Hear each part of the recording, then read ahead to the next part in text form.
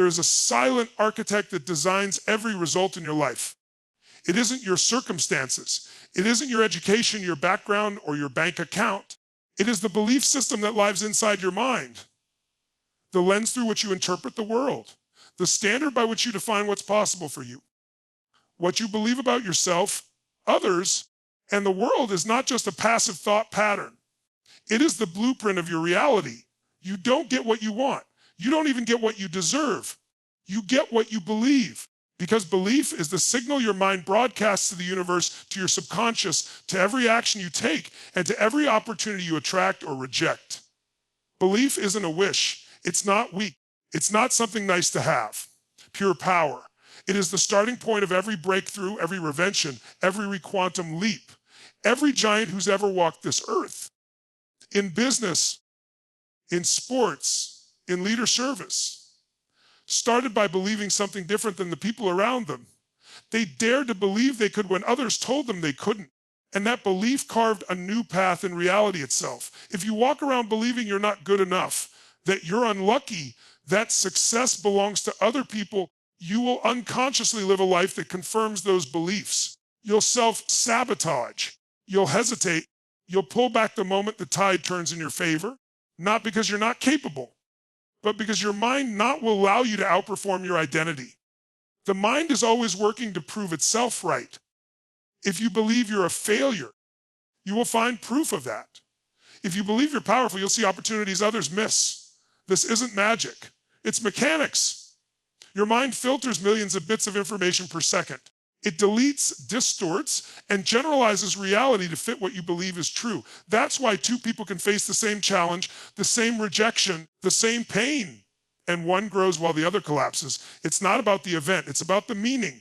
And meaning is driven by belief. Think about this.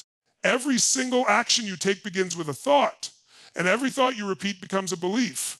That belief then forms your habits, your responses, your emotional patterns, the very fabric of your personality. If you believe that you're resilient, you won't just bounce back when life hits you. You'll rise stronger, faster, smarter. But if you believe you're fragile, that you can't handle pressure, then even minor stress becomes overwhelming. The biggest prison in life isn't made of steel bars or locked doors. It's made of limiting beliefs, invisible chains, silent rules you never agreed to. Beliefs like, I'm too old, I'm not ready, I've failed too many times. This is just who I am. These beliefs sound like truth, but they are just patterns. Patterns that were installed by past pain, by repetition, by environment, by voices that were never yours to begin with. So the real work isn't in setting goals or hustling harder. It's in uprooting the lies you've been living under and replacing them with truth, unshakable truth. Because when you install new beliefs, you create a new identity.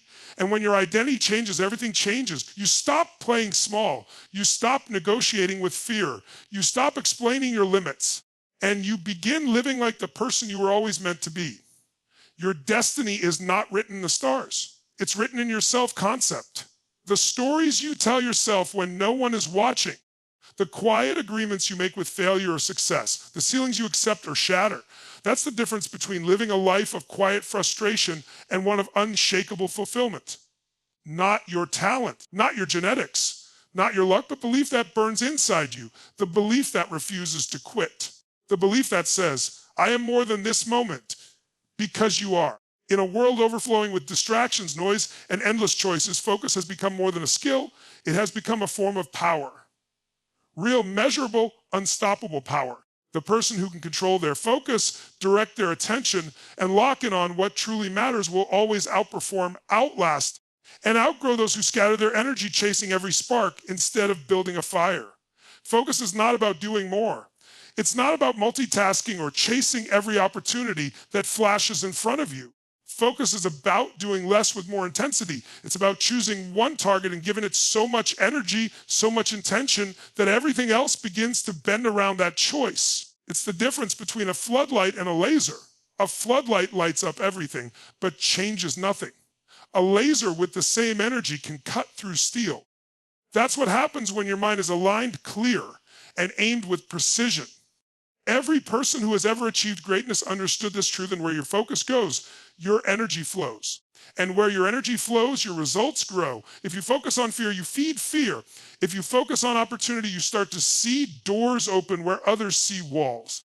Most people spend their lives focused on what they don't want. They're always talking about what they're afraid of, what they're trying to avoid, what went wrong in the past. And then they wonder why those things keep showing up. It's not fate, it's focus. Your focus shapes your perception, and your perception shapes your reality. When you change what you look at changes. A problem to one person is a stepping stone to another. A challenge to one person is an excuse to quit, while to another it's a reason to rise. The only difference is where they're directing their mental spotlight. Are they focused on possibility or on pain, on progress or on perfection, on the solution or the setback? We live in a time when focus is being stolen. Social media, advertisements, endless notifications, they're all engineered to hijack your mind, to pull your attention in 1,000 directions. But no one ever built a legacy by reacting. No one ever created lasting impact by being available to everything and everyone all the time. You have to become unavailable to distraction and radically available to your vision. You have to make your focus sacred. The truth is, you are already incredibly focused. You are focusing right now. The question is, are you focusing on what serves you or what drains you? Are you focusing on what moves the needle or what keeps you spinning in circles? Your results are not a mystery. They are a mirror of your focus. Your body, your relationships, your finances, your peace. They all reflect what you've been consistently focusing on. Focus is also a decision. It's not just about attention span, it's about priorities. You have to decide what matters to you. Not once, every day, every hour. Every time your mind starts to wander, you bring it back again and again. That's not weakness. That's mental strength. That's discipline. That's mastery. And mastery doesn't come from dabbling in 100 things. It comes from going deep in the few that truly matter. In moments of chaos, focus becomes even more vital. When everything around you feels unstable, your focus becomes your anchor. It's what keeps you grounded, what keeps you moving forward when everything else is trying to pull you down. If you want clarity, if you want peace, if you want to build something that lasts, you don't need more time, you need more focus. Because with focused energy, 1 hour can be worth more than 10. One decision can change everything. The future belongs to the focused, not the busiest talented, not even the most connected, but the most focused, the ones who can say no, the ones who can ignore the noise, the ones who can keep their eyes on the mission even when the world tries to distract them. Because when you master your focus, you master your direction. And when your direction is clear, every step you take compounds toward momentum, meaning, and impact. Emotion is not weakness. It's not random. It's not something that just happens to you.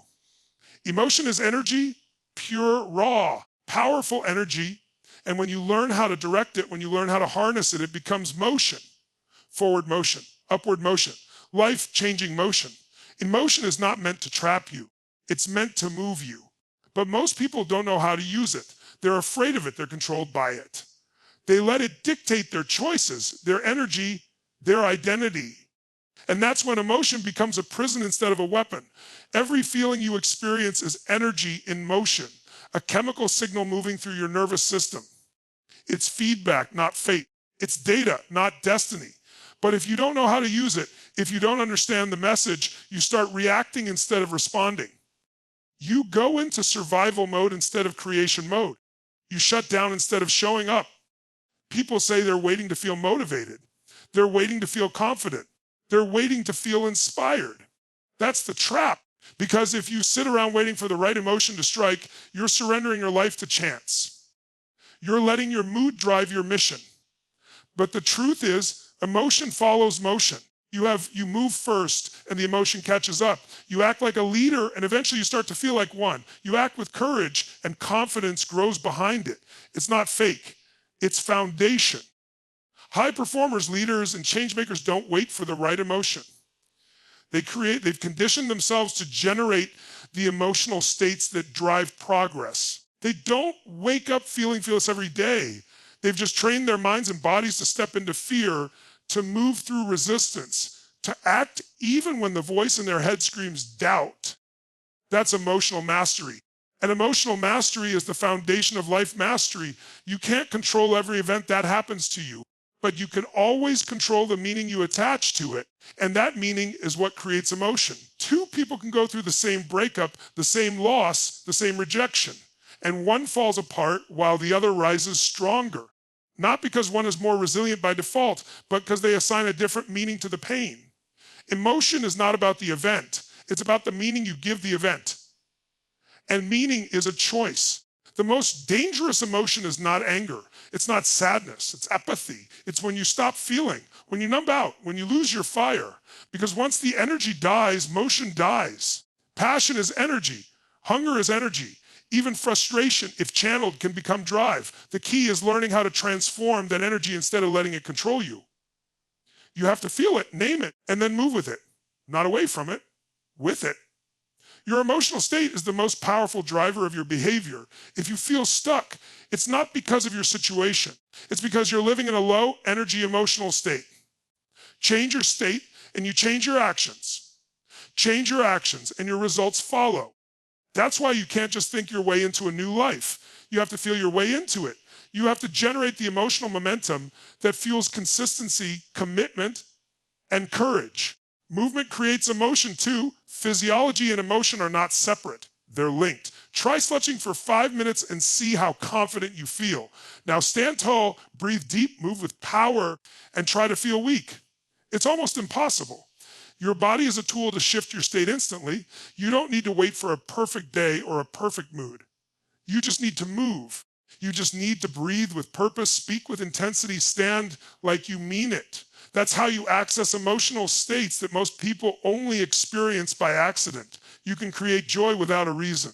You can step into certainty even when there's no guarantee. You can generate love, peace, a great determination. Not by faking it, but by deciding to embody it, by choosing the emotional frequency you want to live on and dialing into it like a broadcast. Because emotion is a tool, it's not the enemy.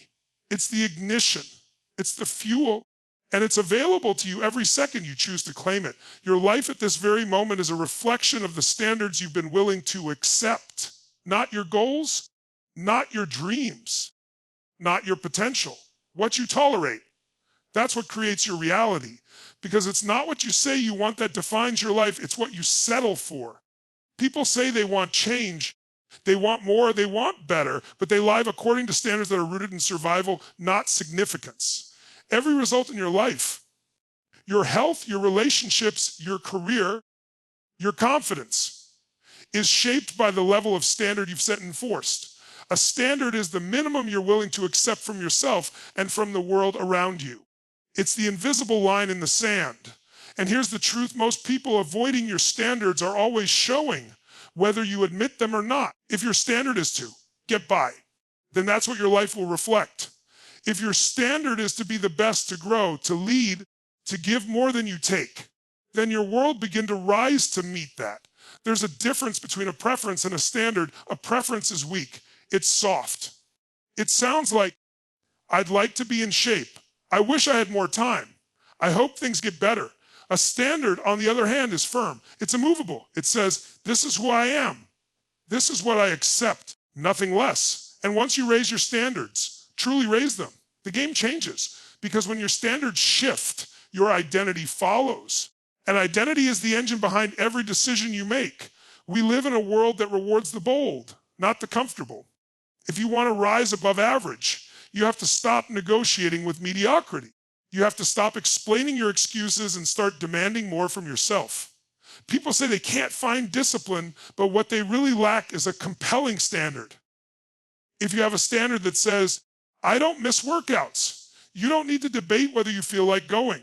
If your standard is, I show up for my team, you don't get to let emotions decide your effort. Standards remove the wiggle room. They end the mental tug of war. Changing your standards isn't about shouting affirmations or pretending to be someone you're not. It's about telling yourself the raw, unfiltered truth about what you've been tolerating. It's uncomfortable. It's confronting.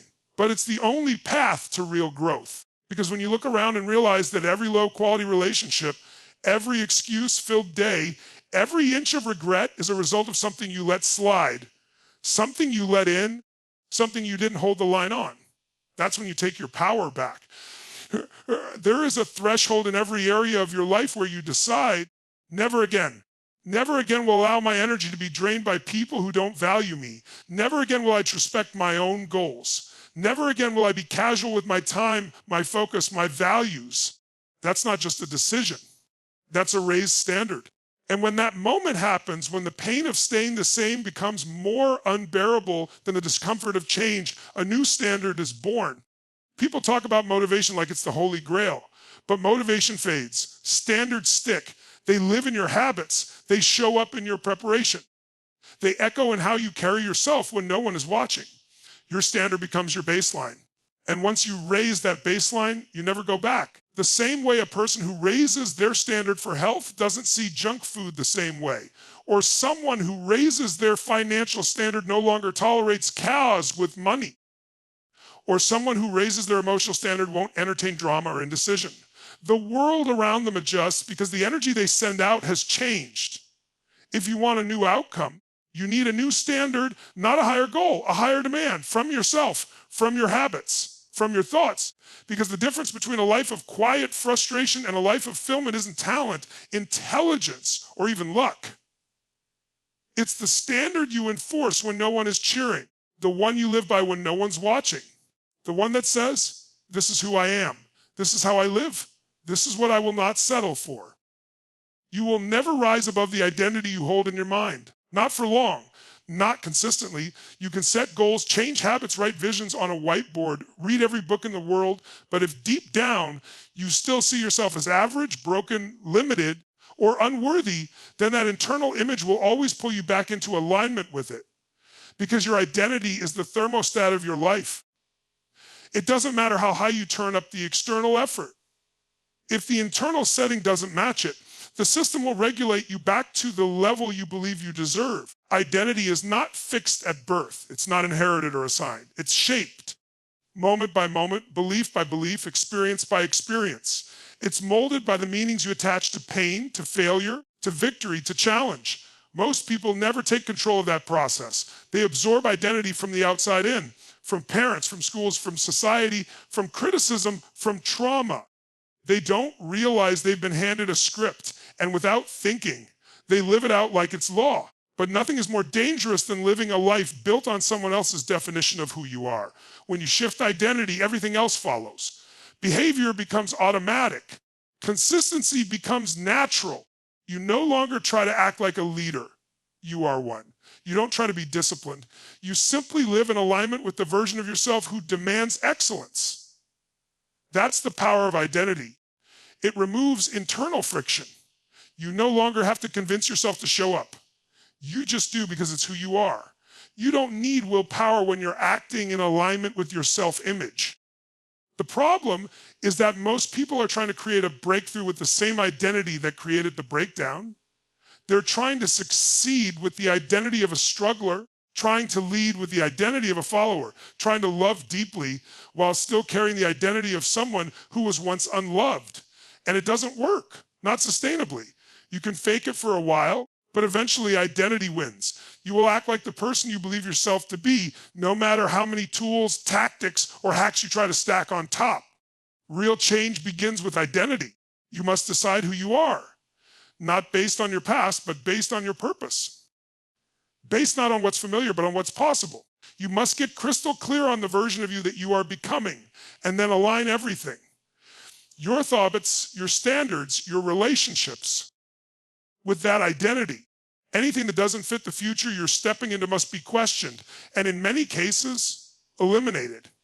This is where most people hesitate, because changing identity means death to the old version of you. And that version, even if it's limited, is familiar, comfortable, predictable.